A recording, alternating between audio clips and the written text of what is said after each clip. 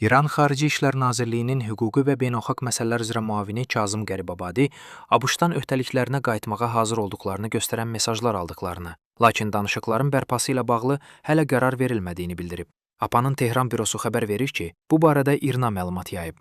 Qəribabadi bildirib ki, İran və Oman arasında Hörmüz boğazı ilə bağlı danışıqlar yekunlaşmaq üzrədir. Onun sözlərinə görə, tərəflər 3 həftədən çoxdur ki, ticarət gəmilərinin Hörmüz boğazından keçidi və gələcək idarəetmə mexanizmləri ilə bağlı müzakirələr aparırlar. Bu məsələnin İslamabad Anlaşma Memorandumunda da əks olunduğunu qeyd edən nazir müavini bildirib ki, İran milli təhlükəsizlik baxımından köhnə marşrutların qənaətbəxş olmadığını əsas gətirərək onların dəyişdirilməsini tələb edib. Qəribabadi vurğulayıb ki, dəniz nəqliyyatının giriş-çıxış marşrutları da daxil olmaqla bütün əsas məsələlər üzrə Omanla prinsipial razılıq əldə olunub və danışıqlar yekun mərhələsinə çatıb. O qeyd edib ki, Hörmüz boğazında tətbiq olunacaq yeni marşrut müvəqqəti xarakter daşıyacaq və 2 aydan 4 aya qədər, hətta daha uzun müddət qüvvədə qala bilər. Bundan sonrakı mərhələyə keçid üçün isə ayrıca qərarın qəbul edilməsi tələb olunur. İranla ABŞ arasında mümkün danışıqlara münasibət bildirən Qəribabadi hazırda heç bir rəsmi danışığın aparılmadığını deyib. ABŞ-ın İranla danışıq apardığı iddiası doğru deyil və hazırda heç bir danışıq getmir. Bununla belə,